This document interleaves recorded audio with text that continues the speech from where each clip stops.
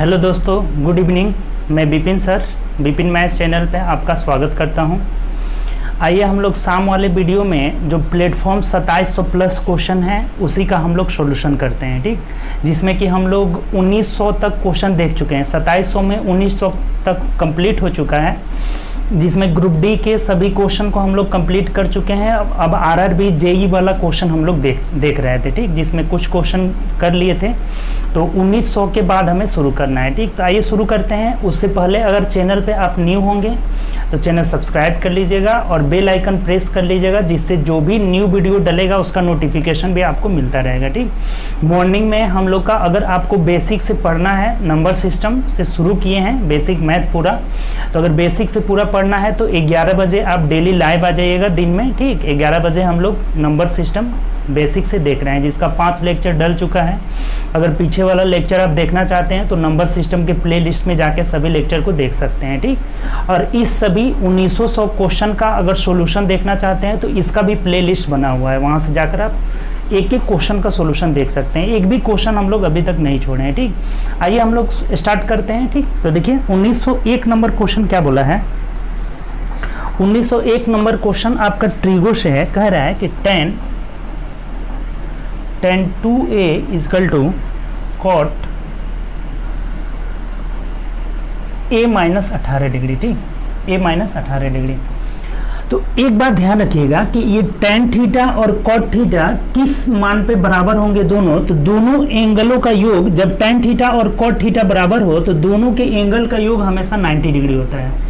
ये कब दोनों बराबर होंगे? जब इनका योग 90 डिग्री, अगर ये 30 रहे तो ये 60 रहे, 40 रहे तो 50 रहे, यानी कि इनका योगफल हमेशा 90 डिग्री होगा, तभी ये बराबर होंगे।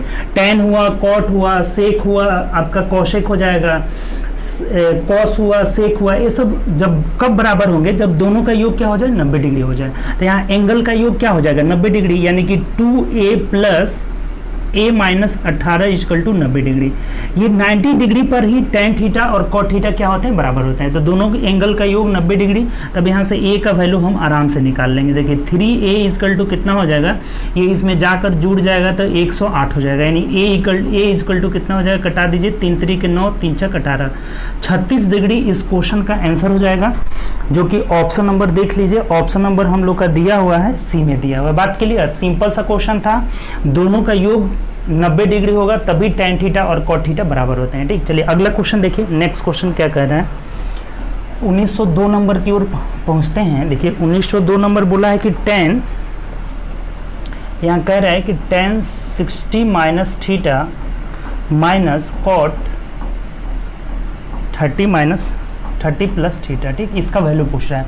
और देखिए ये भी क्वेश्चन सिंपल है, इसमें से एक किसी को हम चेंज कर देंगे, या तो tan को cot में बदल देंगे या फिर cot को tan में बदल देंगे, यानी कि 90 माइनस थीटा वाला फॉर्मूला लगा देंगे। जैसे ये देखिए tan को हम रहने देते हैं, यहाँ पे tan 60 माइनस थीटा कर लेते हैं और माइनस, अब इस tan cot को अगर tan में बदलेंगे, तो cot को जब tan में बदलेंगे तो 90 डिग्री में से ये वाला थीटा का मान घट जाएगा, यानी कि माइनस 30 डिग्री और माइनस थीटा हो जाएगा। 90 डिग्री में से जब थीटा का वैल्यू, ये थीटा इसके एंगल का मान घटा देंगे तो cot किस में बदल जाएगा? tan में बदल जाएगा। बात क्लियर है यहाँ से? अब देखिए यहाँ से ये tan, एक किसी को बदलना है, दोनों को नहीं बदलना है, तो फायदा ही नहीं होगा। अब tan 90 में से 30 जाएगा, कितना हो जाएगा? तो 60 डिग्री हो जाएगा। tan 60 माइनस थीटा हो जाएगा। तो अगर tan 60 माइनस थीटा में से tan 60 माइनस थीटा घटा लेंगे तो क्या बच जाएगा? 0 बच जाएगा। तो यही हम लोग का आंसर होगा, जो कि ऑप्शन नंबर डी में दिया हुआ है, ठीक। ये भी बिल्कुल आसान है, किसी एक एंगल को हम बदल लेंगे, ठीक। ये cot को जब tan में बदलेंगे तो 90 माइनस ये एंगल हो जाएगा, ठीक। अब ये दोनों चीज़ बराबर, तो घटा देंगे तो क्या मिलेगा हमें? 0 यहाँ से प्राप्त होगा। क्लियर? चलो अगला क्वेश्चन है ये 3 नंबर क्वेश्चन। देखिए 1903 नंबर क्या कह रहा है, चलिए। बोला है हमें कि √10 का वैल्यू आपको दे रखा है, ठीक। √10 का वैल्यू यहाँ दे दिया है 3.16 दिया हुआ है, और कह रहा है कि √30 बट्टा, यहाँ से दोनों में रूट है, 9 का हमें वैल्यू निकालना है, ठीक। पूछ रहा है इसका मान क्या होगा। सिंपल सा क्वेश्चन है। देखिए पहले हम इसको कटा लेते हैं, 3 3 के 9, 3 10 के 30, यानी कि √ कितना आ जा रहा है? इसको चाहे तो आप अलग अलग भी रूट कर सकते हैं। √10 बट्टा √3 हो जा रहा है।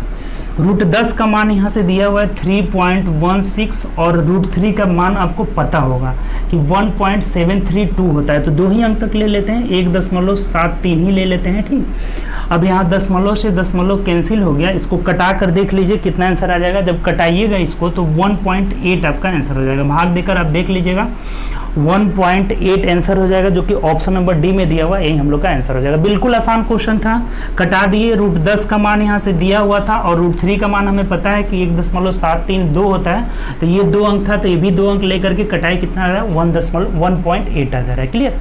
चलिए अगला क्वेश्चन है ये। नेक्स्ट क्वेश्चन देखिए, 4 नंबर क्वेश्चन क्या कह रहे हैं। 4 नंबर क्वेश्चन कह रहा है कि कोई पुरुष P से Q तक 5 किलोमीटर प्रति घंटा की चाल से जाता है और Q से P तक 3 किलोमीटर प्रति घंटा की चाल से वापस आ जाता है, तो उसका एवरेज स्पीड पूछ रहा है। देखिए एक छोटा सा फॉर्मूला याद रखिएगा, जो बहुत आसानी से बनता है। अगर कोई व्यक्ति यहाँ से जा रहा है x किलोमीटर प्रति घंटा की चाल से और उसी दूरी को आ रहा है y किलोमीटर प्रति घंटा की चाल से, तो इसका एवरेज स्पीड क्या हो जाता है 2xy बट्टा x प्लस वाई हो जाता है। ठीक, ये बात आपको याद होना चाहिए। फॉर्मूला आसान सा है, सिंपल सा, तो ये ध्यान रखिएगा कि अगर किसी दूरी को x से जा रहे हैं, y से वापस आ रहे हैं, तो एवरेज स्पीड क्या हो जाएगा, औसत चाल हो जाएगा 2xy बट्टा x प्लस वाई हो जाएगा।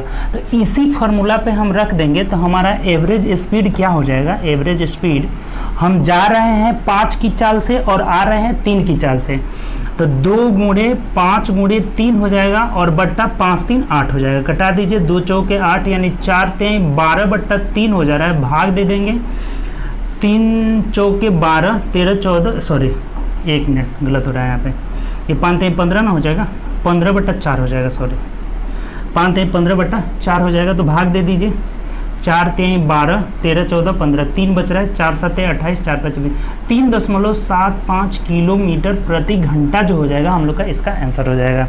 यानी ऑप्शन नंबर देखते हैं तो ऑप्शन नंबर डी हो जाएगा। तो ये बात ध्यान रखिएगा, छोटा सा एक फार्मूला, x से जा रहे हैं y से आ रहे हैं, 2xy बट्टा x प्लस वाई। ठीक, चलिए अगला क्वेश्चन आइए। नेक्स्ट क्वेश्चन चलते हैं 5 नंबर क्वेश्चन की ओर, देखते हैं क्या कह रहे हैं। देखिए 5 नंबर बोला है कि एक व्यक्ति 4% साधारण ब्याज की दर से 2 वर्ष के लिए 5,000 रुपये उधार लेता है, किसी दूसरे से लिया है। ठीक, और 2 वर्ष के लिए 6.25% 6.25% की दर से अन्य व्यक्ति को उधार दे देता है। तो व्यक्ति वर्ष 1 वर्ष में, प्रति वर्ष में लेन देन में उसका लाभ ज्ञात करना है। अच्छा एक बात बताइए कि ये किसी से लिया है, यानी उसको कितना देना है। देखिए देना है इसको 4% की दर से, इसको 4% की दर से क्या करना है, देना है। और ले किस दर से रहा है, ये ले रहा है आपका किस दर से, तो 6.25% की दर से ये ले रहा है। 1 साल का इसका ब्याज हुआ। 4% की दर से 4 गुणे 1 करेंगे तो इतना ब्याज हो गया, और 6.25 करेंगे तो 1 साल का कितना हो गया 6.25, 1 से गुणा करेंगे, यही बात हो गया। ठीक, 2 वर्ष के लिया है तो हमें 2 वर्ष का नहीं पूछ रहा है, 1 वर्ष का पूछा हुआ है, तो 1 से गुणा करेंगे दोनों में तो 1 1 ही ना हो जाएगा, सिंपल सा बात। तो इसको कितना फायदा हो रहा है, देखिए देना है इसको 4% और ले रहा है 6.25%, यानी फायदा कितना हुआ, तो 2.25% का इसे फायदा हो गया। तो प्रति वर्ष लाभ कितना हो जाएगा, इतना प्रतिशत लाभ हो जाएगा। तब रुपया कितना लिया है, 5,000 रुपया, तो 5,000 रुपये का 2.25% हटाएंगे तो नीचे 100 हो जाएगा, और इस दोनों पॉइंट को हटाएंगे तो 2 0 और हो जाएगा। अब सिंपल हो गया, आप कटा दीजिए सिंपल। देखिए यहाँ से 3 0 से ये 3 0 कैंसिल, 5 दूना 10 हो जाएगा, यानी कितना हो जा रहा है, देखिए तो 2 एकम 2 2 एकम 2 2 दूनी के 4 2 5 10, यानी 112.5 रुपये का क्या होगा, इसे फायदा हो जाएगा। 112.5 रुपये, यानी ऑप्शन नंबर बी हो जाएगा। बात अब क्लियर हुआ कि नहीं, नहीं क्लियर हुआ है तो देखिए फिर से एक बार समझ लीजिए। इसे देना है 4% की दर से, तो 1 साल का पूछा है, 4 एकम 4 ही हो जाएगा। ले रहा है किस दर से, 6.25% की दर से, तो इसे फायदा कितना हो रहा है यहाँ पे, तो 2.25 हो रहा है। 5,000 रुपया था और इसका 2.25% निकाल लिए तो कितना आ रहा है हमारा, तो 112.5 रुपये आ रहा है, यानी कि ऑप्शन नंबर बी हो जाएगा। बात यहाँ क्लियर यहाँ तक। चलिए अगला क्वेश्चन देखते हैं।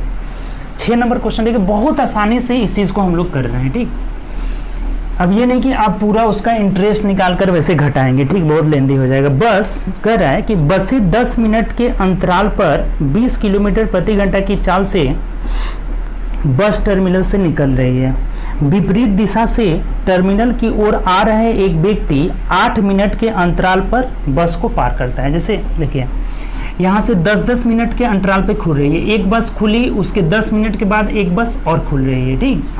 अब कह रहा है कि 2 मिनट के अंतराल पर कोई व्यक्ति विपरीत दिशा से इधर से आ रहा है तो 2-2 मिनट के अंतराल पर देख रहा है इस चीज को, ठीक। यानी कि ये देखिए बस यहाँ से यहाँ गई, तब तक ये 2 मिनट में यहाँ चला गया। इसका मतलब क्या हुआ कि ये 10 मिनट के अंतराल पर बसें खुल रही है, 10 मिनट के अंतराल पर खुल रही है, यहाँ तक 10 मिनट का समय हुआ, और ये यहाँ से यहाँ व्यक्ति आने में कितना देर लगा रहा है, 2 मिनट लगा रहा है, और बस यहाँ से यहाँ 10 मिनट लगा रही है, 10-10 मिनट के अंतराल पर खुल रही है, तो ये यहाँ जो है 8 मिनट लगा रही है। इसका मतलब क्या हुआ कि ये 8 मिनट में इतना जा रही है और ये 2 मिनट में इतना दूरी तय कर रहा है। इसका मतलब ये हुआ कि इसका जो है उल्टा हो जाएगा, इसका 8 मिनट का दूरी इसका जो है 2 मिनट की दूरी के बराबर हो जाएगा। बस के द्वारा देखिए बस गुणे 2 मिनट का जो दूरी होगा ये आदमी का कितना हो जाएगा, आदमी के 8 मिनट के दूरी के बराबर हो जाएगा, ये आदमी के 8 मिनट के दूरी के बराबर हो जाएगा। तो अगर यहाँ से हम कटा लेते हैं, 2 चौके 8 हो जाएगा, तो ये जो स्पीड का रेशियो निकल जाएगा, स्पीड का रेशियो क्या हो जाएगा, बस बट्टा आदमी, जो चाल का रेशियो हो जाएगा 4:1 हो जाएगा। तो क्या पूछा है आपसे, देखिए तो यहाँ पे तो हमें कह रहा है यहाँ पे 10 मिनट के अंतराल पर, तो कह रहा है कि चाल ज्ञात करे। बोला है कि विपरीत दिशा से टर्मिनल की ओर आने वाला एक आदमी 8 मिनट के अंतराल पर बस को देखता है तो उसकी चाल निकालना है। अगर बस की चाल 20 किलोमीटर है तो इस 4 यूनिट का वैल्यू अगर 20 किलोमीटर प्रति घंटा है तो 1 यूनिट का वैल्यू कितना आ जाएगा, तो 5 किलोमीटर प्रति घंटा आ जाएगा। यही हम लोग का क्या हो जाएगा, आंसर हो जाएगा, यानी 5 किलोमीटर प्रति घंटा। ऑप्शन नंबर हम लोग का बी हो जाएगा। बात समझ में आया कि नहीं आया? नहीं आया तो एक बार और समझ लीजिए। 10-10 मिनट के अंतराल पर बसें खुल रही है और ये इधर भाग रहा है, तो इसको 8-8 मीटर के अंतराल पे बसें दिखाई दे रही है। इसका मतलब हुआ कि बस का 2 मिनट का जो चाल होगा वो आदमी के 8 मिनट के तय किए गए दूरी होगा, ये डिस्टेंस हो जाएगा। ये जो डिस्टेंस हो जाएगा, ये चाल गुणे समय कर लिए, ये चाल गुणे समय कर लिए, ठीक। इसका डिस्टेंस इस बस द्वारा 2 मिनट का डिस्टेंस और आदमी द्वारा 8 मिनट के डिस्टेंस के क्या हो जाएगा, बराबर हो जाएगा। तो यहाँ से जो स्पीड का रेशियो हमारा निकल रहा है, बस बटा आदमी 4:1 आ जा रहा है। ये डायरेक्ट क्या निकलेगा, स्पीड का रेशियो निकल जाएगा। तो अगर 4 यूनिट का वैल्यू 20 किलोमीटर प्रति घंटा है तो 1 यूनिट का वैल्यू कितना हो जाएगा, 5 किलोमीटर प्रति घंटा, अर्थात व्यक्ति का चाल कितना है, 5 किलोमीटर प्रति घंटा है। ऑप्शन नंबर बी हो जाएगा। बात क्लियर हुआ? यहाँ से चलिए अगला क्वेश्चन देखते हैं। 7 नंबर क्वेश्चन आइए। यहाँ पे बस द्वारा 2 मिनट में जो तय किया गया दूरी रहेगा वो आदमी के द्वारा 8 मिनट में तय की गई दूरी के बराबर हो जाएगा। अगला क्वेश्चन हमें बोला हुआ है कि 27 के पावर 20 भागे 27 के पावर 10 बाटा में कर लिए भाग को बराबर 3 के पावर के। बहुत आसान क्वेश्चन है ये, तो बहुत आसान क्वेश्चन है, ठीक। तो के का वैल्यू हमें पूछ रहा है। अच्छा एक चीज़ बताइए कि ये जब बेस सेम है 27 है तो पावर ऊपर जाता है तो क्या होता है, घट जाता है। सिंपल, x के पावर m बटा x के पावर n बराबर क्या हो जाता है, x के पावर m माइनस n। ये आपको बेसिक सा आपका रूल पता है आपको, ठीक। m माइनस n हो जाता है। तो यहाँ से क्या हो जाएगा, 20 में से 10 जाएगा, यानी कि इसका मतलब क्या हुआ, 27 के पावर 10 हो जाएगा बराबर 3 के पावर k हो जाएगा। क्लियर? यहाँ तक घट जाएगा, पावर ऊपर जाएगा। तो अब यहाँ पे 3 बेस है तो इसको भी 3 के बेस में तोड़ लेते हैं। तो 3 के पावर जब 3 करते हैं तो 27 आता है, यानी कि 3 के पावर जब 10 है तो इसको गुणा करेंगे तो कितना हो जाएगा, 30 हो जाएगा बराबर 3 के पावर k हो जाएगा। यहाँ 3 के पावर 3 होगा और उसका पावर 10, तो 10 30 हो जाएगा। बेस यहाँ से क्लियर, यानी k का वैल्यू हम लोग का कितना आ जा रहा है, 10 आ जा रहा है। तो यही हम लोग का आंसर हो जाएगा। k का मान 10 हो जाएगा, जो कि 1 मिनट 30 ना है जी। k का वैल्यू कितना आ जा रहा है, 30 हो जा रहा है। बेस खत्म 3 k का मान कितना आ जा रहा है, 30। यही हम लोग का आंसर हो जाएगा, यानी कि ऑप्शन नंबर बी हो जाएगा। बात क्लियर हुआ? यहाँ से ये ऊपर जाएगा, बेस सेम है, पावर घट जाएगा, 20 में से 10 गया 10। अब इसको 3 के पावर में तोड़ लिए तो 27 के पावर 3 है, यानी कि 3 के पावर 30 बराबर 3 के पावर k। तो बेस कैंसिल, यानी k बराबर क्या हो जाएगा, 30 हो जाएगा। अगला क्वेश्चन देखिए, नेक्स्ट क्वेश्चन 8 नंबर क्वेश्चन की ओर बढ़ते हैं। ये सब हम लोग का जेईई का क्वेश्चन है। क्वेश्चन चाहे किसी भी एग्जाम का हो, आपको सॉल्यूशन करना है। बस आपको मैथ पढ़ रहे हैं तो किसी भी एग्जाम का क्वेश्चन हो आपको बनना चाहिए, ठीक। वनडे एग्जाम जैसे कह रहा है कि एक निश्चित दूरी को एक निश्चित चाल से तय किया जाता है, यदि आधी दूरी को दोगुने समय में तय किया जाता है। अच्छा एक चीज़ बताइए, एक निश्चित दूरी को एक निश्चित चाल से तय किया जाता है। मान लेते हैं दूरी d है और स्पीड क्या है, s है। तो यहाँ से हम लोग का जो टाइम निकलेगा ना, टाइम समय बराबर क्या होता है, दूरी बट्टा चाल हो जाता है। ये निकल गया, ठीक। पहला कंडीशन ये हो गया, फर्स्ट कंडीशन। बात समझ में आई, कोई दिक्कत कुछ भी नहीं है। मान लिए डिस्टेंस d, स्पीड s, तो टाइम क्या हो जाएगा, दूरी बट्टा समय हो जाएगा। अब कह रहा है यदि आधी दूरी को दोगुने समय में तय किया जाता है तो दोनों चालों का, अब इसमें कह रहा है कि आधी दूरी को यानी कि d/2 को दोगुने समय, यानी कि इससे दोगुना समय ले रहा है तो 2d बट्टा s हो जाएगा। जब इसका दोगुना करेंगे तो 2d बट्टा s हो जाएगा। तो यहाँ से जो स्पीड निकलेगा वो स्पीड देखिए क्या निकल जाएगा, चाल बराबर दूरी बट्टा समय हो जाएगा, यानी कि d/2 जब इससे भाग देंगे तो ये उलट जाएगा, s बट्टा 2d हो जाएगा। तो देखिए यहाँ से क्या हो जाएगा, ये d से d कैंसिल हो जाएगा, हम लोग का ये s बट्टा 4 हो जा रहा है, ठीक। तो हमें रेशियो पूछा है कि तो दोनों चालों का अनुपात क्या होगा। पहला वाला चाल s था और दूसरा वाला चाल s बट्टा 4 हो जा रहा है, तो s कैंसिल, यानी कि 4:1 हो जा रहा है। क्या हो जा रहा है, 4:1 हो जा रहा है, यानी ऑप्शन नंबर ए हो जा रहा है। बात क्लियर, सिंपल क्वेश्चन था, फिर से एक बार समझ लीजिए। मान लिए दूरी d, s स्पीड हो गया तो टाइम क्या हो जाएगा, d/s हो जाएगा, पहला कंडीशन। दूसरा कंडीशन में कह रहा है कि इससे आधी दूरी को दोगुना समय में, समय आया है d/s, तो ये 2d/s हो जाएगा, दोगुना समय। तो यहाँ से स्पीड क्या निकल गया, s/4 निकल गया। तो पहले वाला स्पीड हम लोग का ये s था और ये s, और बाद वाला स्पीड s/4 निकला है, यानी कि 4:1 का रेशियो है जो है चाल का अनुपात है, ठीक। यही हमें पूछा हुआ था। चलिए अगला क्वेश्चन देखते हैं। 1909 नंबर क्वेश्चन देखिए क्या कह रहा है। 1909 नंबर बोला हुआ है क्वेश्चन आपका कि राज अरुण से 3 गुना बड़ा है। 3 वर्ष पहले, देखिए ये क्वेश्चन बोला है हमें कि राज जो है अरुण से 3 गुना बड़ा है, वर्तमान की बात कर रहा है कि इन दोनों का रेशियो कितना है, 3:1 हो जाएगा। 3 गुना बड़ा है तो 3:1 हो जाएगा वर्तमान का, यहाँ वर्तमान मतलब 0 दे दिए, ठीक। अब कह रहा है कि 3 वर्ष पहले वह अरुण की तुलना में 4 गुना बड़ा था। ये 3 वर्ष पहले की बात कर रहा है, -3, 3 वर्ष पहले ये 4 गुना बड़ा था, 4:1 का रेशियो था। तो यहाँ जो समय का अंतर आ रहा है, डिफरेंस आ रहा है, कितना आ रहा है, 3 वर्ष आ रहा है, ठीक। तो इधर भी ये अंतर क्या होना चाहिए, सेम होना चाहिए, लेकिन यहाँ घटा रहे हैं तो ये 0 हो जा रहा है, ये -1, यानी कि अंतर सेम होने के लिए हम क्या करते हैं, आपस में अंतर का तिर्यक गुणा। 4 में से 1 जाएगा तो यहाँ 3 से गुणा कर लेंगे, और ये 3 में से 1 जाएगा, इसे 2 से गुणा कर लेंगे। तो ये 3 3 9:3 बराबर 4 दूना 8 अनुपात 2। अब देखिए अंतर सेम आ गया, 1:1 का रेशियो आ गया, ठीक। तो इस 1 यूनिट का वैल्यू इधर 3 वर्ष के बराबर है, ठीक। 1 यूनिट का वैल्यू 3 वर्ष के बराबर है। तो अब पूछा क्या है आपसे, राज अब कितने वर्ष का है, यानी राज का वर्तमान आयु पूछा। देखिए आर यहाँ है ना, ये अब आर अनुपात ए यहाँ हो गया। तो राज का अब जो है वर्तमान में अब कितना है, 9 यूनिट है। तो 9 यूनिट का वैल्यू कितना हो जाएगा, 29 27 वर्ष हो जाएगा। यही हम लोग का आंसर हो जाएगा। बात क्लियर हुआ है, यहाँ से फिर से समझ लीजिए, अगर नहीं समझे तो दिख रहा है ना सब कुछ, चलिए सही है।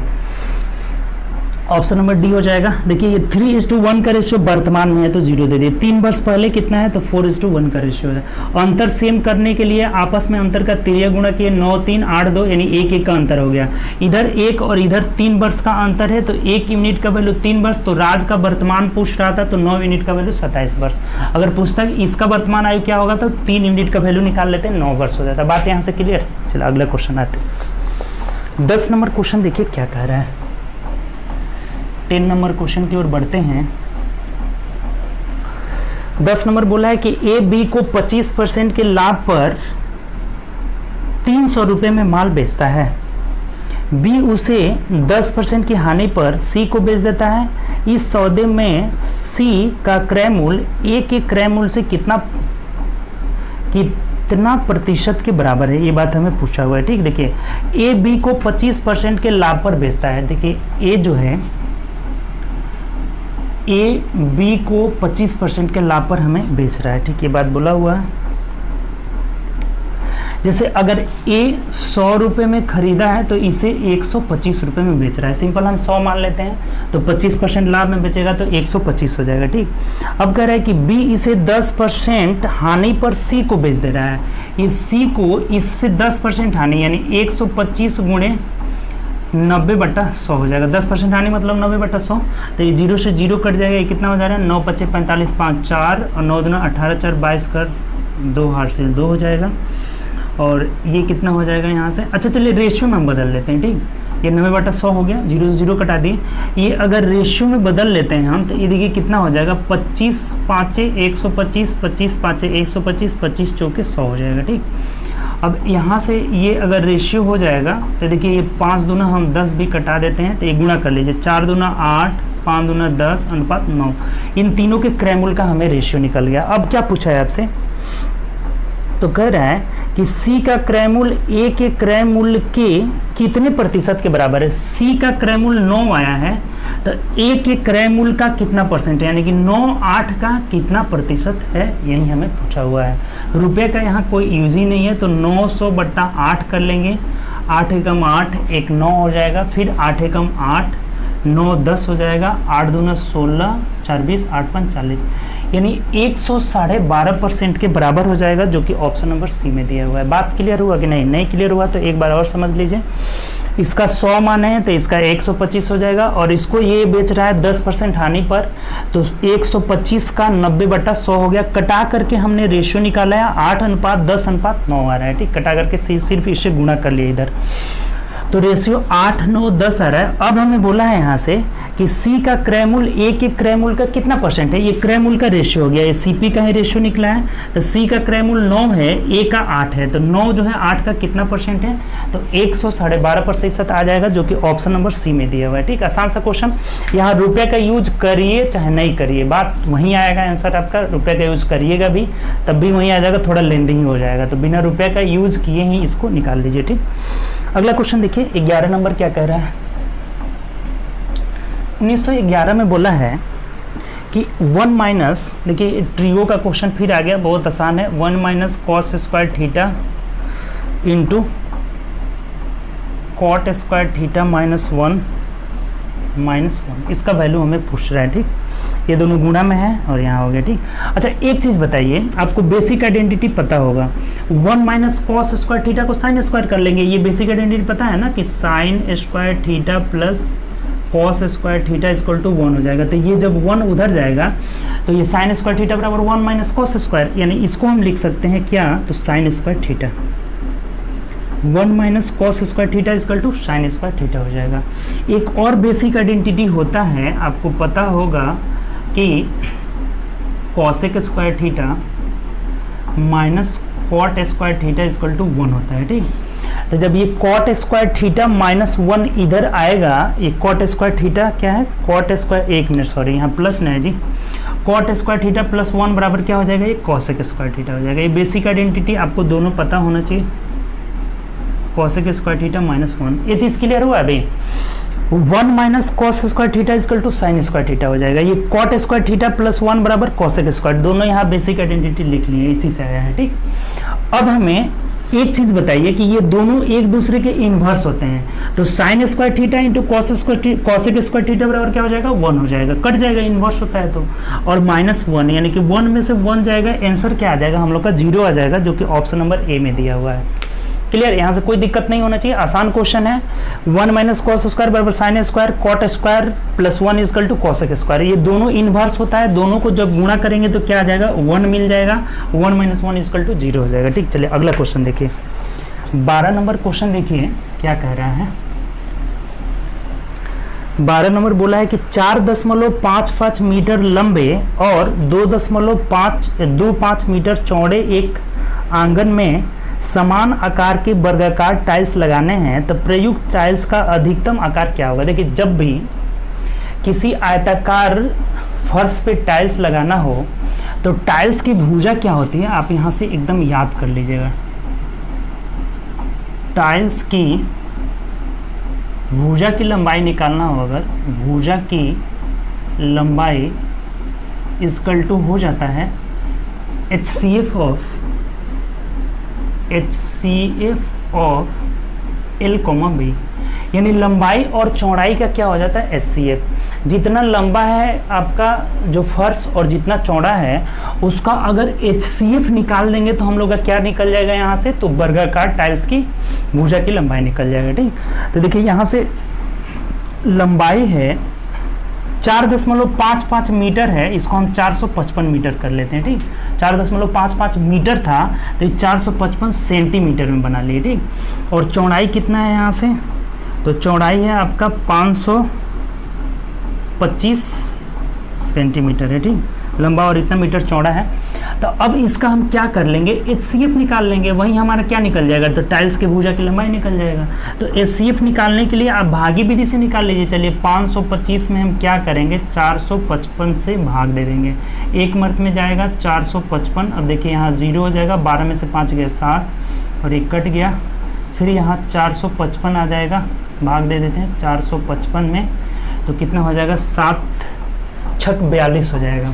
6 मर्त में जाएगा तो 420 यानी कि 35 हो जाएगा, और फिर 70 यहाँ आ जाएगा, तो 35 दूना 70 यहाँ से कट जाएगा, यानी इसका HCF कितना हो जाएगा, तो 35 सेंटीमीटर। इन दोनों का HCF हमने निकाला, HCF तो कितना आ जा रहा है, 35 सेंटीमीटर। तो यही क्या हो जाएगा, हम लोग का टाइल्स की भुजा की लंबाई हो जाएगा। टाइल्स की भुजा की अधिकतम लंबाई कितनी होगी, तो 35 सेंटीमीटर हम लोग का आंसर हो जाएगा। तो ये बात आप ध्यान रखिएगा, जहाँ भी अगर हमें निकालना हो वर्गाकार टाइल्स बिछाना हो किसी आयताकार हॉल में या कहीं भी, तो टाइल्स की भुजा की लंबाई क्या होता है, तो HCF ऑफ जो फर्श का लंबाई रहेगा और चौड़ाई रहेगा उसी का हम क्या निकाल लेंगे, महत्तम समापवर्तक निकाल लेंगे। यहाँ से महत्तम समापवर्तक निकाले, कितना आ रहा है, 35 सेंटीमीटर। ऑप्शन नंबर क्या हो जाएगा, ए हो जाएगा। बात क्लियर है यहाँ से, तो ये बात आप ध्यान रखिएगा। अगला क्वेश्चन आइए, देखिए फिर से आपका ट्रिगो का क्वेश्चन आ गया। ट्रिगो बहुत पूछा हुआ था आपका जेईई में, एडवांस से क्वेश्चन रहता है, तो एडवांस सेक्शन आपको कंप्लीट कर, बहुत आसान बेसिक सा क्वेश्चन पूछा है। cos power 4a minus sine power 4a। ठीक, इसका वैल्यू पूछ रहा है क्या होगा। देखिए बहुत आसान चीज़ है, ये हम क्या कर लेते हैं, यहाँ पे cos स्क्वायर a का होल स्क्वायर कर लेते हैं, माइनस साइन स्क्वायर a का होल स्क्वायर कर लेते हैं। अब a square plus b square बराबर क्या होगा, ए स्क्वायर माइनस बी स्क्वायर है ना, तो ए स्क्वायर माइनस बी स्क्वायर बराबर क्या हो जाएगा, ए प्लस बी इंटू ए माइनस बी। तो ये हो जाएगा आपका कॉस स्क्वायर ए प्लस, एक बार प्लस हो जाएगा साइन स्क्वायर ए इंटू कॉस स्क्वायर ए माइनस साइन स्क्वायर ए हो जाएगा। अब यहाँ से देखिए sign square theta plus cos square theta, अभी बेसिक आइडेंटिटी लिखे थे, क्या हो जाएगा, 1 हो जाएगा। तो 1 में किसी से भी गुणा करेंगे, इसका वैल्यू हमारा 1 हो गया, तो यही चीज़ मिल जाएगा, यानी क्या मिल जाएगा, तो कॉस स्क्वायर ए माइनस साइन स्क्वायर ए हो जाएगा। अब देखिए यहाँ से इसका अगर आपको फॉर्मूला पता हो तो तुरंत आप आंसर कर लीजिएगा। ट्रिगो में टोटली क्या होता है, फॉर्मूला ही होता है। Cos square theta minus sine square theta equal to हो जाता है कॉस 2a हो जाएगा, कॉस 2a। कॉस 2a का ये फॉर्मूला ही होता है cos square theta minus sine square. तो ये फॉर्मूला आपको याद होना चाहिए। यहाँ हम लोग का आंसर क्या आ जाएगा, cos 2a, option number B हो जाएगा। बात क्लियर। तो देखिए फॉर्मूला कितना इंपॉर्टेंस है इसमें, आपका ट्रिगो में फॉर्मूला का बहुत इंपॉर्टेंस है। ठीक, तो चलिए अगला क्वेश्चन देखिए, इसका हम लोग का क्वेश्चन आंसर हो जाएगा बी, ऑप्शन नंबर बी हो जाएगा। ठीक, चलिए अगला क्वेश्चन आइए, नेक्स्ट क्वेश्चन देखिए क्या कह रहे हैं। 14 नंबर की ओर बढ़ते हैं। ठीक, 14 नंबर देखिए बोला हुआ है कि 8 सेंटीमीटर त्रिज्या वाले एक वृत्त के अंदर उसकी परिधि को स्पर्श करते हुए बनाए गए एक वर्ग का क्षेत्रफल क्या होगा। एक वृत्त के अंदर वर्ग बना हुआ है, देखिए जी ये सर्कल है और इसके अंदर एक वर्ग बना हुआ है स्पर्श करता हुआ परिधि को। ठीक, ऐसे वर्ग बना हुआ है। तो कह रहा है ना कि हमें कि वर्ग का क्षेत्रफल क्या होगा, यही हमें पूछा हुआ है। ठीक, अंदर परिधि को स्पर्श करते हुए बन रहा है तो वर्ग का क्षेत्रफल का। अच्छा एक चीज़ बताइए, इसका त्रिज्या 8 सेंटीमीटर है, तो ये इसका व्यास कितना हो जाएगा, 8 और 16 हो जाएगा। ये क्या हो जाएगा, इसका व्यास हो जाएगा। तो व्यास अगर यहाँ पे 16 सेंटीमीटर हो गया और यही व्यास जो है इस वर्ग का क्या हो जाता है, विकर्ण हो जा रहा है। जब भी अगर वर्ग अंदर बना हुआ है यहाँ पे, तो ये जो डायमीटर हो जा रहा है, वृत्त का जो डायमीटर है, व्यास है, वो वर्ग का क्या हो जाएगा, विकर्ण हो जाएगा। तो वर्ग का विकर्ण यहाँ से क्या निकल गया, वर्ग का विकर्ण इक्वल टू जो इसका डायगोनल हो गया वो कितना हो जाएगा 16 सेंटीमीटर। तब एरिया नहीं निकाल लीजिएगा, एरिया इक्वल टू क्या हो जाता है, बीकर्ण स्क्वायर बट्टा 2 हो जाता है। आपको फार्मूला ये पता होना चाहिए, बीकर्ण स्क्वायर बट्टा 2 हो जाएगा। तो 16 16 हाँ देखिए 16 16 256 बट्टा 2 हो जाएगा, तो 1 2 8 हो जाएगा। 128 सेंटीमीटर स्क्वायर जो हो जाएगा हम लोग का इसका आंसर हो जाएगा। यानी देख लीजिए ऑप्शन नंबर कौन सा हो जाएगा, तो ऑप्शन नंबर सी हो जाएगा। बात यहाँ से क्लियर हुआ। ये बात आपको ध्यान में रखना होगा, ये फिगर से डायरेक्ट क्लियर हो जा रहा है कि अगर ये परिधि को स्पर्श करता हुआ अगर वर्ग बन रहा है, इसका मतलब क्या हुआ कि इसका व्यास जो है इसके विकर्ण के बराबर होगा। तो इसका व्यास 8 त्रिज्या है, तो 8 8 16 आ रहा है। 16 इसका जब विकर्ण हो गया तो वर्ग का क्षेत्रफल क्या होता है, विकर्ण स्क्वायर डी स्क्वायर बाई 2 होता है। तो विकर्ण स्क्वायर 16 16 256 बट्टा 2 हो जाएगा, यानी 128 सेंटीमीटर स्क्वायर हम लोग का आंसर हो जाएगा। ऑप्शन नंबर क्या हो जाएगा, तो सी हो जाएगा। ठीक, क्लियर हुआ यहाँ से।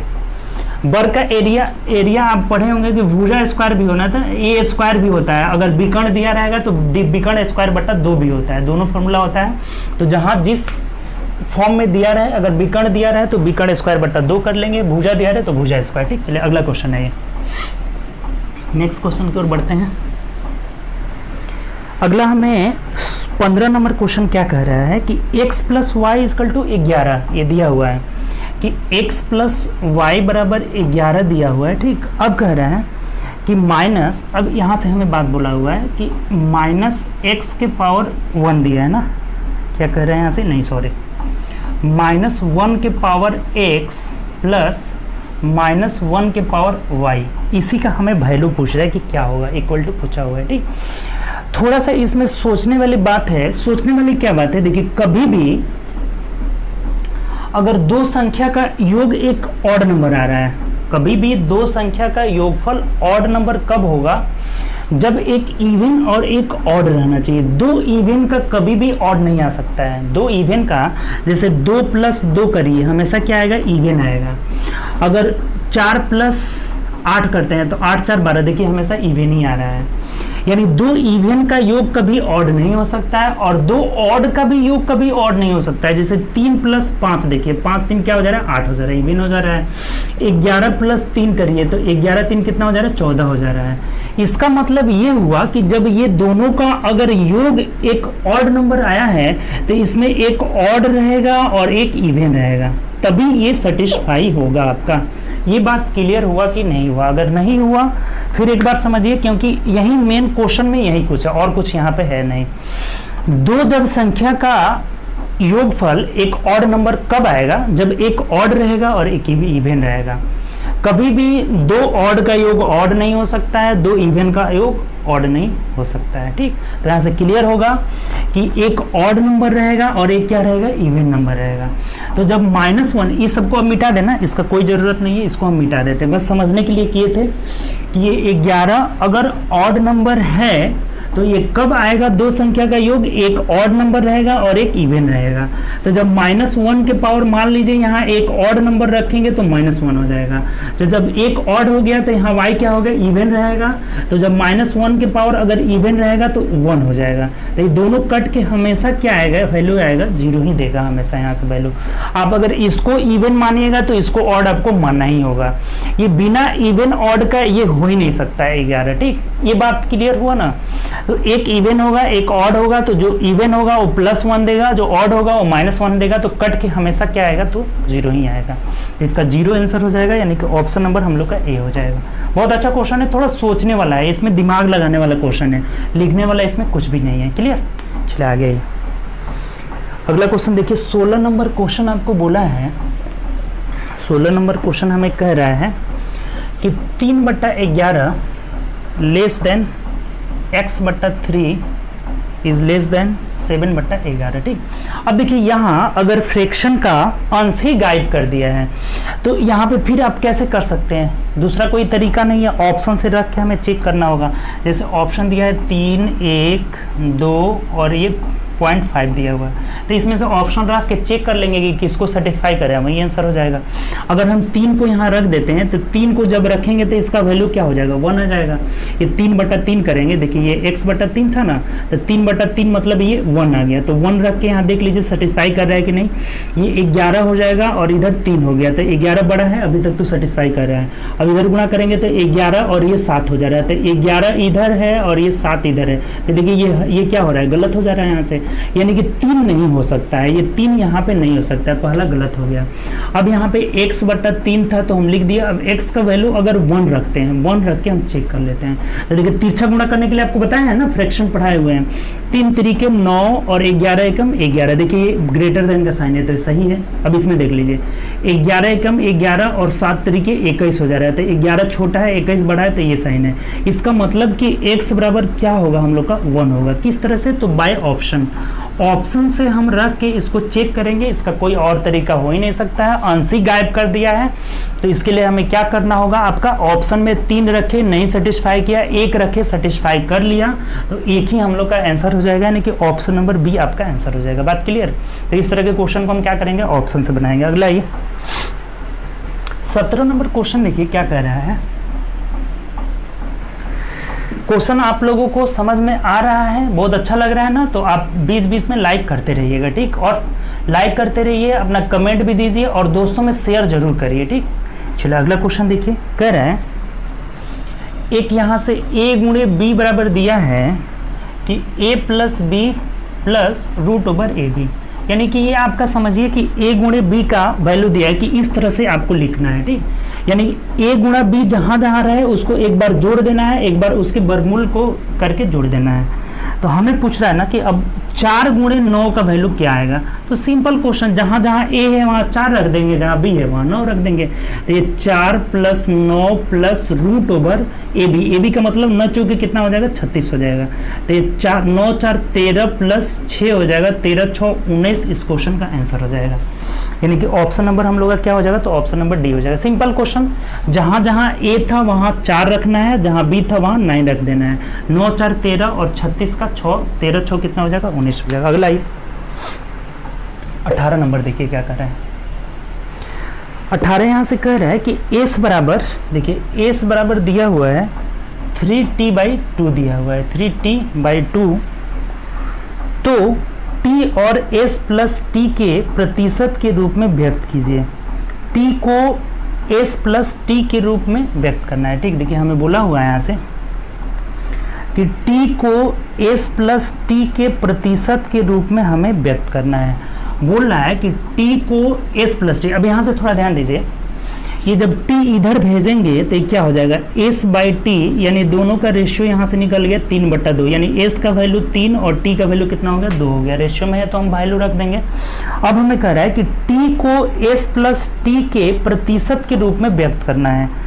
t को, यानी t ऊपर रहेगा, t कितना है 2, तो 2 ऊपर रहेगा, और s + t यानी कि 3 2 कितना हो जाएगा 5, और प्रतिशत के लिए क्या कर लेंगे, 100 लगा देंगे। बात क्लियर हुआ। फिर से एक बार समझिए, कह रहा है t को, तो t का वैल्यू हम ऊपर रख दिए, s + t के सापेक्ष में कर रहा है, तो s + t यानी कि 3 2 5 हो गया, और प्रतिशत के लिए 100, 5 से कटा दीजिए, 20 5 100, 20 दूना 40% हो जाएगा। यानी कि t जो है s + t का कितना प्रतिशत है, 40% है, यानी कि ऑप्शन नंबर हम लोग का बी हो जाएगा। जैसे पूछ रहा था, सबसे पहले इनका रेशियो कर लिए, उसके बाद से t के बारे में बोला था कि t s + t का कितना परसेंट है, तो 40%, ठीक। अगला क्वेश्चन है, अगला क्वेश्चन है हम लोग का 19 नंबर क्वेश्चन। क्या कह रहा है देखिए, बोला है 3.1/2 + 5.2/3 - 4.7/6, इसको हमें जोड़ना है, ठीक, घटाना जोड़ना है। तो क्या बताए थे, सिंपली हम क्या करेंगे, यहाँ से हमें पूर्णांक नहीं तोड़ना है, पूर्णांक तोड़ेंगे टाइम वेस्ट होगा। 5 3 8, 8 में से 4 गया, कितना हो जाएगा 4 पूर्णांक। अब देखिए नीचे एलसीएम 2 3 6 का एलसीएम कितना हो जाएगा, 6 हो जाएगा, ठीक। अब 2 3 6, यानी 3 + 3 दूना 6, तो 2 दूनी के 4, और माइनस का साइन है ना यहाँ पे, 6 कम 6 तो ये 7 हो जाएगा। यानी कितना आ जा रहा है, 4.0/6 आ जा रहा है।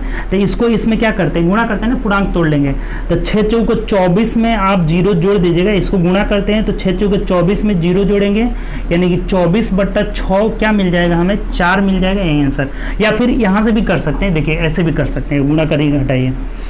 4 पूर्णांक का मतलब प्लस भी होता है ना, प्लस भी होता है, तो 4 + 0/6 क्या हो जाएगा, 0, तो 4 आंसर हो जाएगा। 4 में अगर 0 जोड़ेंगे तो कितना हो जाएगा, 4 ही। 0 में जब 6 से भाग देंगे तो 0 हो जाएगा, तो 0 + 4 हो जाएगा। ऑप्शन नंबर देख लीजिए, ऑप्शन नंबर ए हो जाएगा। बात क्लियर, यहाँ पूर्णांक तोड़ के अपना टाइम वेस्ट नहीं करना है, ठीक।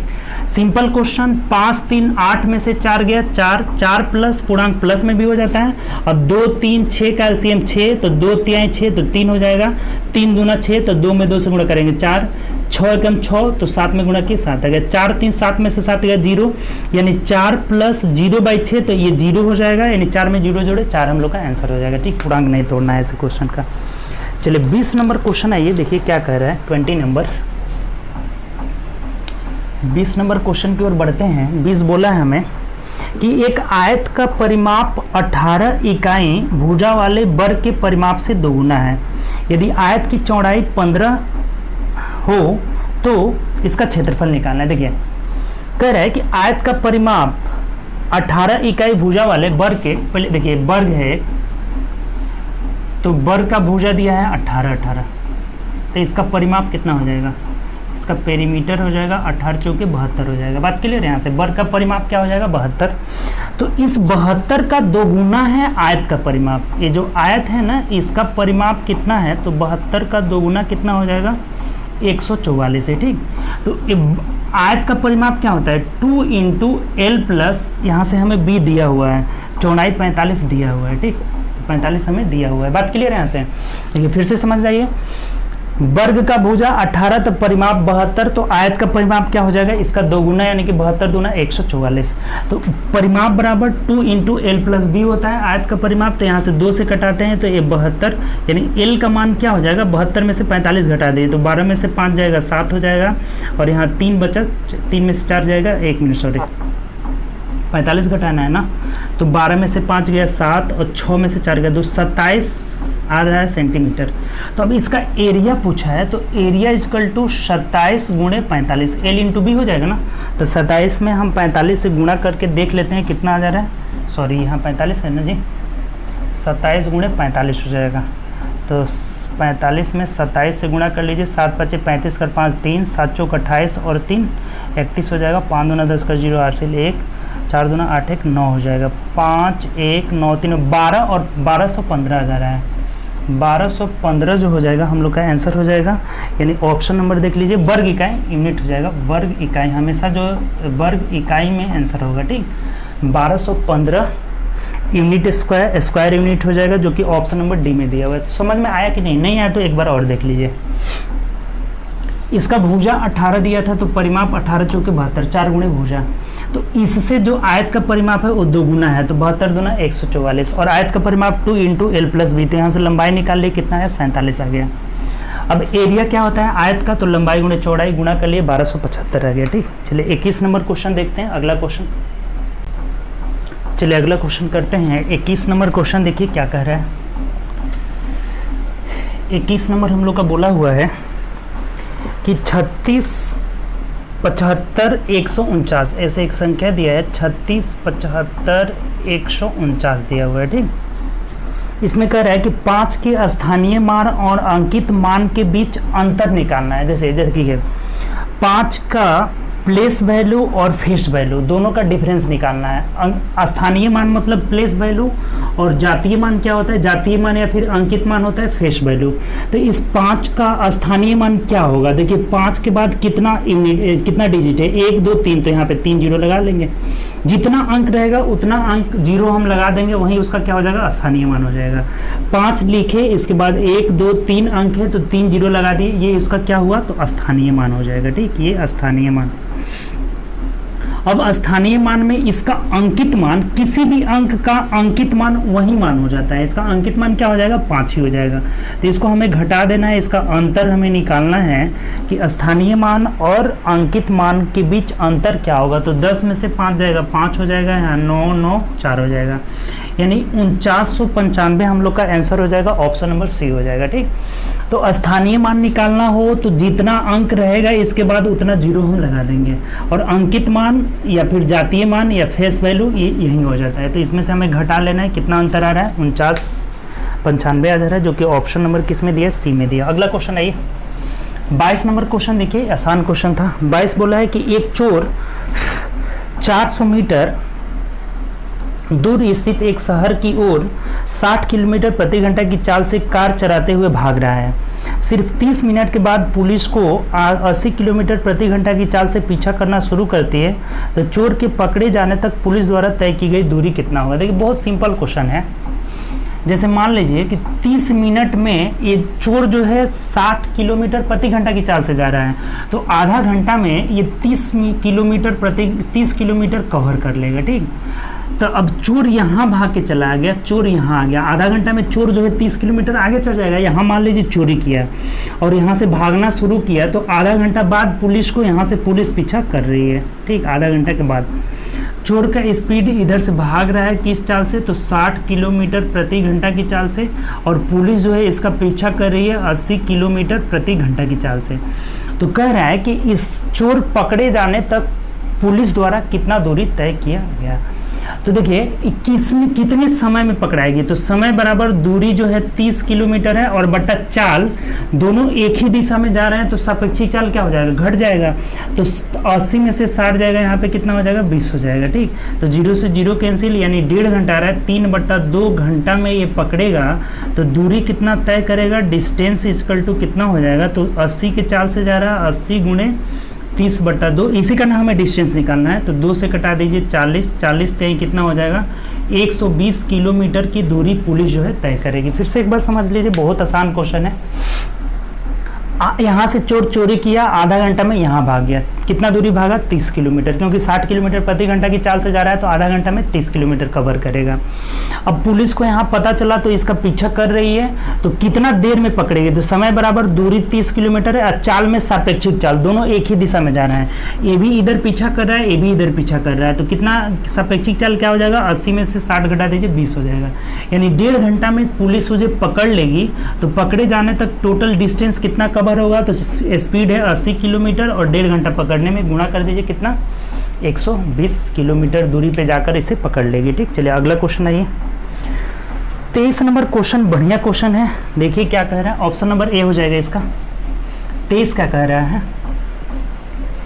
23 में हमें बोला हुआ है कि इनमें से किस संख्या के सर्वाधिक भाजक होंगे। ए ऑप्शन है 156, बी ऑप्शन है 200, सी ऑप्शन है 172 और डी ऑप्शन है 240। कह रहा है ना कि किसके जो है भाजकों की संख्या मैक्सिमम होगी। आपको अगर आप भाजकों की संख्या नहीं पढ़े हैं तो आपको बताए हैं, जो कि नंबर सिस्टम के लेक्चर 2 में हमने वीडियो इसका डाला हुआ है। ठीक, भाजकों की संख्या या फिर गुणनखंडों की संख्या बहुत डिटेल में हम लोग पढ़े हैं। ये भी पढ़े हैं कि कितने ऐसे गुणनखंड होंगे जो पूर्ण वर्ग होंगे, पूर्ण घन होंगे, और कैसे निकालते हैं। तो इसको निकालने के लिए सबसे पहले हम क्या करते हैं, इसका फैक्टर करते हैं। 156 का फैक्टर करेंगे तो ये देखिए कितना आ जा रहा है, 2 से करेंगे 2 7 14 और 2 8 16 हो जाएगा। फिर 2 से करेंगे 2 3 6 2 9 18 हो जाएगा। अब ये हो जाएगा 3 से करेंगे तो 13 हो जाएगा। 13 6 78 होता है ऐसे। ये 13 तिया 39, 39 चौके कितना हो जाएगा आपका 156, यानी 2 के पावर 2 गुणे 3 के पावर 1 गुणे 13 के पावर 1 हो जाएगा। ठीक, इसको हम कर लिए। ठीक, 13 तिया 39, 39 में 4 से करेंगे तो 9 चौके 36 का 6 3 और 4 3 12 3 15। अब इसको तोड़ लेंगे, 200 है ना यहाँ पे, तो 200 को तोड़ेंगे तो देखिए कितना हो जाएगा, 2 से भाग देंगे तो फिर क्या आ जाएगा आपका 40 5 200 होता है ना, 40 5 200 हो जाएगा। इसको करेंगे तो 8 5 40, यानी 2 के पावर 3 गुणे 5 के पावर 2 हो जा रहा है। ठीक, तो ये हो जाएगा 25 8 200 हो जाएगा। इसको तोड़ लेते हैं 172 को, तो 2 से कर लेते हैं, 2 8 16 हो जाएगा, 2 6 12, फिर 2 से किए तो ये 23 हो जा रहा है। ठीक, सॉरी 2 चौके 8, 2 3 6, 43 हो जा रहा है। ठीक, 2 8 16 और 2 छक्के 12, फिर 2 से किए तो 2 चौके 8 हो जाएगा और 2 3 6, यानी कि 2 के पावर 2 उड़े ये 43 अभाज्य संख्या आएगा तो यहाँ छोड़ देंगे। अब 240 को हम तोड़ लेते हैं तो ये कितना आ रहा है, इसको सबको करके देखना होगा, बिना किए हुए आपका नहीं होगा, मैक्सिमम हमें पूछा हुआ है। ये 120 हो जाएगा, फिर 2 से किएंगे 60 हो जाएगा, फिर 2 से करेंगे 30 हो जाएगा, फिर 2 से करेंगे 15 हो जाएगा, यानी 2 के पावर कितना हो जा रहा है इसका 4 गुणे 3 के पावर 1 गुणे 5 के पावर 1 हो जा रहा है। ठीक, इस सबको हमने तोड़ लिया, इसको मिटा दे रहे हैं। अब आपको गुणनखंडों की संख्या या फिर भाजकों की संख्या क्या बताए थे कि पावर में 1 जोड़ के सबको गुणा कर लेंगे, तो यहाँ 3 हो जाएगा ना, 2 में 1 जोड़ेंगे 3, 3 दूना 6 दूना, इसका 12 आ जा रहा है। इसका कितना आ जाएगा तो 4 4 तिहाई, इसका भी कितना आ जा रहा है 12 आ जा रहा है। इसका कितना आ जाएगा तो 2 में 1 जोड़ेंगे 3, 3 दूना कितना हो जाएगा 6 हो जाएगा। और इसका देखिए यहाँ पे 5 दूना 10 दूना 20 हो जा रहा है, यानी कि सबसे ज़्यादा भाजक किसके आ रहे हैं तो 240 के आ रहे हैं, यही हमको लोग का आंसर हो जाएगा। देखिए आपको इसका करके देखना पड़ेगा। अब ऐसा भी नहीं होता है कि ये बड़ी संख्या है तो भाजक बड़े आएंगे, ऐसा भी नहीं होता है, सबको आपको करके क्या करना होगा देखना होगा। तो भाजकों की संख्या निकालने के लिए हम क्या करते हैं, सबसे पहले इनका फैक्टर किए और सबके पावर में जो अभाज्य गुणनखंड आया है इसके पावर में 1 1 जोड़कर हम गुणा कर देते हैं। तो 3 दूना 6 दूना 12 इसके हो गए, 4 3 12 इसके भी हो गए, ये 3 दूना 6 हो गए और यहाँ पे 5 दूना 10 दूना 20 हो गए। तो सबसे ज़्यादा 20 इसी का आ रहा है 240 का, तो ये ऑप्शन हो जाएगा, ऑप्शन नंबर डी हो जाएगा। ठीक, तो इसको करके आपको देखना होगा। अगला क्वेश्चन देखिए 24 नंबर क्वेश्चन क्या कह रहा है कि 6 टाइपिस्ट 16 दिनों में एक डेटा को टाइप करते हैं। 6 टाइपिस्ट 16 दिन में एक डेटा को टाइप करते हैं, तो 4 टाइपिस्ट को उसी काम को पूरा करने में कितना दिन लगेगा ये पता नहीं है। ठीक, सिंपल क्वेश्चन M1 D1। 6 आदमी 16 दिन में करते हैं तो 4 आदमी कितना दिन में टाइप करेंगे, 4 चौके 16 हो जाएगा, यानी कि 6 चौके कितना हो जाएगा 24 हो जाएगा। एक्स का वैल्यू कितना आ गया हम लोग का 24 दिन में ये कंप्लीट करेंगे, यानी कि ऑप्शन नंबर क्या हो जाएगा तो ऑप्शन नंबर बी हो जाएगा। ये तो आसान क्वेश्चन था। अगला क्वेश्चन देखिए 25 नंबर क्वेश्चन क्या कह रहा है। 25 नंबर क्वेश्चन देखते हैं क्या कह रहा है। देखिए जैसे देखिए 25 में बोला है कि 3 पुरुषों ने 14 महीने 8 महीने और 7 महीने के लिए साझेदारी में एक व्यवसाय में प्रवेश किया। यदि उनके लाभ का अनुपात 5:7:8 है तो उनके निवेश का अनुपात क्या होगा। देखिए 3 पुरुष है, मान लीजिए पहला है, दूसरा है और तीसरा है। ठीक, पहले तो ये बात आपको पता होना चाहिए, बहुत बार बताए हैं कि लाभ का जो अनुपात होता है वो पूंजी गुणे समय हो जाता है, पूंजी गुणे समय के रेशियो में हमें बांट दिया जाता है। ठीक, जो भी होगा अगर व्यापार शुरू करते हैं तो लाभ का अनुपात क्या हो जाएगा, पूंजी गुणे समय के अनुपात में बांट दिया जाता है। तो यहाँ हमें क्या कर रहा है, समय दे दिया हुआ है और लाभ भी दे दिया हुआ है और पूंजी पूछ रहा है। तो पूंजी अगर निकालना होगा, यहाँ से अगर देखते हैं तो पूंजी अगर निकालना होगा तो क्या करेंगे, लाभ में हम समय से भाग दे देंगे तो हम लोग का आराम से यहाँ से निकल जाएगा।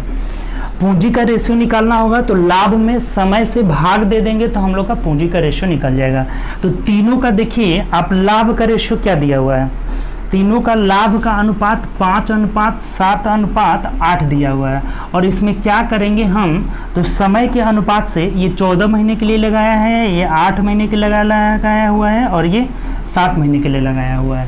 तो तीनों के समय से हम भाग दे दिए तो ये हम लोग का क्या निकल जाएगा, ये पूंजी का रेशियो जो पूछा हुआ है कि तीनों के पूंजी का रेशियो क्या होगा, तो यही हम लोग का निकल जाएगा। बात यहाँ से क्लियर हुआ कि नहीं क्लियर हुआ तो एक बार और आप समझ लीजिए। लाभ का जो अनुपात होता है पूंजी गुणे समय के अनुपात में बढ़ जाता है। तो अगर हमें पूंजी निकालना होगा तो समय से भाग दे देना होगा। तो पूंजी निकालना होगा तो क्या करना होगा, लाभ में समय से हमें भाग दे देना होगा। तो लाभ 5:7:8 था, समय 14:8:7 था, तो हमने भाग दे दिया। अब सिंपल हो गया, बहुत सिंपल। अब क्या करते हैं देखिए, तो 14:8:7 इसको हर से हटाने के लिए इनके एलसीएम से सबको हम गुणा कर लेते हैं। तो देखिए 7 दूना 14 हो जाएगा और 8 के लिए यहाँ 4 ला देते हैं तो कितना हो जाता है 14 चौके 56 हो जा रहा है, ठीक। 4 गुना 8 7 56, 56 से हम सबको गुणा कर लेंगे, इसको भी 56 से गुणा करेंगे, इसको भी 56 से, सिंपल बदल जाएगा। 7 8 56 हो जाएगा, 8 7 56 हो जाएगा, 14 चौके 56 हो जाएगा। तो 5 चौके 20 अनुपात 49 अनुपात 8 8 64 हो जा रहा है। कट नहीं रहा है, इतना ही हम लोग का आंसर हो जाएगा। 20 अनुपात 49 अनुपात 64 हो जाएगा, जो कि ऑप्शन नंबर सी में दिया हुआ है। तो ये बात आपको ध्यान रखना होगा कि लाभ बराबर पूंजी गुणे समय होता है। अगर हमें पूंजी निकालना है तो लाभ में समय से भाग दे दिए, और ये सिंपल बट्टा में था तो इसको रेशियो बदलने के लिए क्या किए, सबके हर के एलसीएम जो कि 56 आ रहा है एलसीएम, तो एलसीएम से हम गुणा कर लिए तो सिंपल बदल गया 20 अनुपात 49 अनुपात 64। क्लियर। चलिए अगला क्वेश्चन देखिए, 26 नंबर क्वेश्चन देखिए क्या कह रहा है। 1926 बोला है यहाँ पे कि ए और बी के आयु का अनुपात, देखिए ए और बी का जो है रेशियो दिया हुआ है 3:2 दिया हुआ है, ठीक। अब कह रहा है कि 10 वर्ष बाद उनकी आयु का योग जो है 80 है, तो उनकी वर्तमान आयु कितनी होगी। 10 वर्ष बाद का योग दिया हुआ है, 10 वर्ष बाद का योग दिया हुआ है, ये 10 वर्ष बाद का, 10 वर्ष बाद का योग हमें दिया हुआ है 80 दिया हुआ है। अच्छा एक चीज़ बताइए कि अगर वर्तमान योग निकालना होगा तो इसमें 10 10 20 घटा देंगे, क्योंकि 2 आदमी है ना, तो वर्तमान में योग हमारा कितना हो जाएगा, 60 वर्ष हो जाएगा। ये बात क्लियर हुआ कि नहीं। 10 वर्ष बाद का योग 80 है, तो ये भी 10 ये भी 10, दोनों का 20 इसमें जुड़ा हुआ है, तो 20 घटा दिए, यानी कि वर्तमान में इन दोनों का योग क्या हो जा रहा है, 60 हो जा रहा है। और ये वर्तमान का रेशियो कितना दिया हुआ है, 3 2 5, तो 5 यूनिट का वैल्यू अगर 7 है तो 1 यूनिट का वैल्यू कितना हो जाएगा, 12 हो जाएगा। तो वर्तमान में 3 यूनिट का वैल्यू कितना हो जाएगा, 36 हो जाएगा, और 2 यूनिट का वैल्यू हो जाएगा 24 हो जाएगा। तो दोनों का जो आयु है अभी वर्तमान में 36 और 24 साल है, जो कि ऑप्शन नंबर देख लीजिए, ऑप्शन नंबर किस में दिया हुआ है, तो ऑप्शन नंबर बी में दिया हुआ है। बात क्लियर हुआ है यहाँ से। ये 80 जो है 10 वर्ष बाद का था, तो हमने 10 10 20 घटा लिए, दोनों का 10 10 घटा लिए, तो ये 60 हो जाएगा वर्तमान, और 3 2 5, 5 यूनिट का वैल्यू 60, तो 1 यूनिट का वैल्यू 12, तो 3 का 36, 2 का 24। क्लियर। चलो अगला क्वेश्चन है 27 नंबर क्या कह रहा है, 27 नंबर 27 नंबर क्वेश्चन हमें बोला हुआ है कि एक ट्रेन 36 सेकेंड में एक प्लेटफॉर्म को पार करती है और प्लेटफॉर्म पर खड़े एक व्यक्ति को 20 सेकेंड में पार कर लेती है। यदि ट्रेन की गति 54 किलोमीटर प्रति घंटा है तो प्लेटफॉर्म की लंबाई हमें निकालना है, ठीक। ये सिंपल क्वेश्चन हो गया। जैसे हमें कह रहा है, देखिए जैसे यहाँ कह रहा है कि 36 सेकेंड में प्लेटफॉर्म को पार करती है और प्लेटफॉर्म पर खड़े व्यक्ति को 20 सेकेंड में।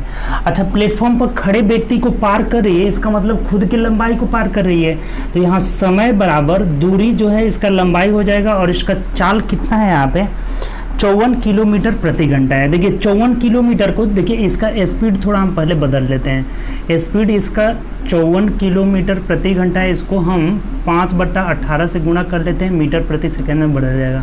18 × 54 यानी 5 × 15 मीटर प्रति सेकेंड हो गया, तो यहाँ 15 रख लेते हैं। यानी ट्रेन की लंबाई कितना निकल गया, 15 दूना 30, 300 मीटर लंबी है ये, ठीक। तो हमें ट्रेन की लंबाई नहीं पूछा है, प्लेटफॉर्म की लंबाई पूछा हुआ है, ठीक। देखिए फिर से एक बार समझ लीजिए कि 20 सेकेंड में पार कर लिए, तो समय बराबर दूरी की जगह प्लेटफॉर्म की लंबाई, ट्रेन की लंबाई और बटा चाल हो जाएगा जब व्यक्ति को पार किए तो। अब दूसरा कंडीशन में जब प्लेटफॉर्म को पार करेगी, जैसे इतना बड़ा प्लेटफॉर्म है, इसको पार कर रही है, नहीं कि दोनों के लंबाई के योग को पार करेगी, तो यहाँ जो समय लग रहा है वो 36 सेकेंड, यानी कि 36 बराबर L प्लस प्लेटफॉर्म की लंबाई और बट्टा इसका चाल जो है 15 हो गया, ठीक। अब यहाँ L के जगह हम लंबाई तो हमें पता है ना कि 300 मीटर है, तो 300 रख दिया, यहाँ खत्म हो गया, निकल जाएगा आपका 15 छक्के 90 के 0 हासिल 9 हो जाएगा, 15 तिया 45 और 9 कितना हो जाएगा 54 हो जाएगा, यानी कि 540 बराबर 300 प्लस P हो जाएगा। तो प्लेटफॉर्म की लंबाई कितना हो जाएगा, घटा दीजिए इधर, 240 मीटर लंबा जो है प्लेटफॉर्म है, यानी ऑप्शन नंबर हम लोग का क्या हो जाएगा, तो डी हो जाएगा। आसान सा क्वेश्चन था। जब यहाँ व्यक्ति को पार करेगी तो यहाँ से इसका लंबाई 300 निकल गया, समय बराबर दूरी की जगह उसकी लंबाई बटा चाल हो जाएगा, 15 हम पहले ही बदल लिए तो 300 मीटर हो गया। अब यहाँ पे 36 सेकेंड में प्लेटफॉर्म को पार कर रही है, तो अपनी लंबाई प्लस प्लेटफॉर्म की लंबाई, चाल कितना है इसका 15 है, तो यहाँ से P = प्लेटफॉर्म की लंबाई कितना आ जा रहा है 240 हो जा रहा है, ठीक। अगला क्वेश्चन आइए 28 नंबर क्वेश्चन, देखिए क्या कह रहा है, फिर M1D1 का आ गया, बहुत आसान क्वेश्चन है, देखिए बना लीजिए। बोला हुआ है 28 कि 200 पुरुष 200 पुरुष प्रतिदिन 8 घंटे काम करके 6 दिन में एक काम को कंप्लीट कर लेते हैं, नहर को खोद लेते हैं। तो 300 आदमी 6 घंटे प्रतिदिन काम करके कितने दिन में कंप्लीट करेंगे, हमें ये दिन नहीं पता हुआ है। ठीक, तो simple m1 d1 h1 m1 d1 h1 बस कटा दीजिए, निकल जाएगा। 6 से 6 कट गया, 2 0 से 2 0 कट गया। अब यहाँ से नहीं कट रहा है तो x का वैल्यू कितना हो जाएगा, 8 दूना 16/3, तो 3 5 15, 1/3 दिन आ जाएगा। 5.1/3 दिन हम लोग का आंसर हो जाएगा, जो कि ऑप्शन नंबर डी में दिया हुआ है। ठीक, तो आसान क्वेश्चन है। अगला क्वेश्चन है ये नेक्स्ट क्वेश्चन 29 नंबर, देखिए क्या कह रहा है। 29 नंबर है कि 1 plus 1/2 plus 1/4 plus 1/8 plus 1/16 plus dash dash dash, मतलब इन्फिनिटिव टर्म तक हमें जोड़ना है। तो देखिए ये क्वेश्चन आपका जीपी का क्वेश्चन है। जीपी में एक टर्म है। अब कैसे जीपी में है ये टर्म, तो देखिए कभी भी कॉमन रेशियो अगर बराबर है, जैसे T2 को दूसरे टर्म को पहले टर्म से भाग देते हैं, तीसरे टर्म को दूसरे टर्म से भाग देते हैं, चौथे टर्म को तीसरे टर्म से भाग देते हैं। तो ऐसा करने से अगर एक ही चीज़ हमें मिले, जो रेशियो होता है कॉमन रेशियो इसे बोलते हैं, तो अगर कॉमन रेशियो बराबर हो, देखिए हर बार बराबर आ रहा है। 1/2 में 1 से भाग दिए, 1/2 आ गया। 1/4 में 1/2 से भाग देंगे, 1/4 में 1/2 से भाग देंगे तो 2/1 हो जाएगा, यानी कि 1/2 ही आ रहा है। 1/8 में 1/4 से देंगे, 1/2 ही आएगा। हर हाल में जब ये 1/2 आ रहा है तो हम कहेंगे कि ये टर्म है, किस में है, ये जीपी में है। और जहाँ डिफरेंस बराबर होता है T2 minus T1, T3 minus T2, तब जब डिफरेंस बराबर होता है तो हम कहते हैं कि ये एपी में है, अर्थमेटिक प्रोग्रेशन में है। यहाँ जब रेशियो बराबर है तो ये जीपी में है। तो जीपी में ये जो रेशियो आता है वही कॉमन रेशियो कहलाता है। ठीक है, आर का वैल्यू हो गया और ए का वैल्यू यहाँ 1 है। तो अगर आपको एक फॉर्मूला पता होगा, ये अनंत टर्म तक हमें जोड़ना है, तो जीपी के अनंत टर्म का योग अगर पता होगा तो तुरंत बन जाएगा। अनंत पदों का योग का फॉर्मूला यानी कि S infinitive, sum of infinitive term, तो ये हो जाता है a/1 माइनस आर होता है। अगर ये बात पता होगा तो बन जाएगा, नहीं तो आप इस क्वेश्चन को छोड़ना होगा। ठीक, बहुत आसान सा है, बहुत 2-3 फार्मूला है जीपी में, सब याद कर लीजिएगा, आसानी से हो जाएगा। ठीक, जीपी में अनंत पदों का ऐसे बहुत क्वेश्चन आ जाता है, छोटा छोटा क्वेश्चन मिला करके दे देता है बीच बीच में। तो a/1 माइनस आर तब यहाँ से रख लेंगे हम लोग का, निकल जाएगा। a का वैल्यू 1 है यहाँ से, तो 1/1 माइनस आर का वैल्यू कितना निकला है, 1/2। तो जब 1 में से 1/2 घटाएंगे तो 1/1/2 हो जाएगा, तो 2 ऊपर चल जाएगा, यानी कि इस क्वेश्चन का हम लोग का आंसर कितना हो जाएगा, 2 हो जाएगा। जब ये जीपी में टर्म है, इसको अनंत पदों तक हम जोड़ेंगे तो हमारा वैल्यू कितना मिल जाएगा, 2 मिल जाएगा। तो इस क्वेश्चन का आंसर 2 हो जाएगा, जो कि ऑप्शन नंबर हमें सी में दिया हुआ है। तो ये फॉर्मूला ध्यान रखिएगा, जीपी में अनंत पदों का योग a/1 माइनस आर हो जा रहा है। ठीक, चलिए 30 नंबर क्वेश्चन देखिए। 30 नंबर क्वेश्चन क्या कह रहा है, कह रहे कि अपने जेब खर्च के 1/4 हिस्सा चॉकलेट पर, देखिए चॉकलेट पे खर्च कर दे रहा है कितना, 1/4 हिस्सा। ठीक, उसके बाद कह रहा है कि और 1/8 हिस्सा पिज्ज़ा पे, ये पिज्ज़ा पे खर्च हो जा रहा है कितना, 1/8 हिस्सा। ठीक, उसके बाद कह रहा है कि एक लड़की के पास 40 रुपये शेष बचते हैं, तो शुरुआत में उसके पास कितने थे। देखिए इसको अगर आप रेशियो में बदल लीजिएगा ना तो बहुत आसानी से हो जाएगा। यहाँ पे दोनों से कटने वाला हम टोटल मान लेते हैं, टोटल इनका एलसीएम 8 मान लेते हैं। तो 8 से इसको गुणा कर लीजिए, 8 से इसको गुणा कर लीजिए, 4 दूना 8, 8 एकम 8, यानी 2 चॉकलेट पे खर्च कर लिया, 1 पिज्ज़ा पे खर्च कर लिया, तो शेष कितना बच जाएगा यहाँ से, 8 में से हम 2 1 3 घटा लेंगे, इसका मतलब 5 हो गया। ठीक, और इसी 5 यूनिट का वैल्यू यहाँ पे बोल रहा है कि शेष 40 रुपये बचते हैं। इस 5 का वैल्यू अगर 40 रुपये है तो 1 यूनिट का वैल्यू कितना हो जाएगा, 8 रुपये। तो हमें टोटल पूछा हुआ है, तो टोटल 8 है, 8 का वैल्यू कितना हो जाएगा, 64 रुपये टोटल उसके पास पैसा थे शुरुआत में। तो ये हम लोग का आंसर हो जाएगा, नहीं कि ऑप्शन नंबर क्या हो जाएगा, बी हो जाएगा। एक बार और समझ लीजिए, 1/4 चॉकलेट पे, 1/8 पिज्ज़ा पे, तो हमने टोटल मान लिया 8, इन दोनों का एलसीएम। अब 8 से गुणा कर दिए तो सिंपल बदल गया कि 2 चॉकलेट पे खर्च कर रहा है, 1 पिज्ज़ा पे, तो शेष कितना हो जाएगा, तो ये 2 1 3 हो गया और टोटल 8 है, 8 में से 3 घटा दिए, 5 आ गया। और इस 5 यूनिट का वैल्यू रुपया में 40 रुपये दिया हुआ है, तो 1 यूनिट का वैल्यू 8 रुपये हो गया। तो हमें टोटल पूछा हुआ था, टोटल 8 था, 8 यूनिट का वैल्यू कितना हो गया, 64 रुपये उसके पास टोटल था। ठीक, तो बस आज इतना हम लोग रहने देते हैं। उम्मीद करते हैं आज का सेशन आपको बहुत अच्छा लगा होगा। ठीक, हम लोग 30 क्वेश्चन का जो टारगेट था वो कंप्लीट किए, 1930 क्वेश्चन तक हम पहुंच गए हैं। ठीक, तो 30 क्वेश्चन ऐसे ही डेली मिलता रहेगा आपका। 2-3 दिन इधर वीडियो नहीं मिला था किसी काम के वजह से। ठीक, तो अब आपको डेली मिलेगा वीडियो। बस आप सीखते रहिए और ज़्यादा से ज़्यादा घर पे बैठ के प्रैक्टिस करिए। Practice makes man perfect. ठीक, तो चलिए, ओके बाय, अपना ध्यान रखिए, गुड नाइट।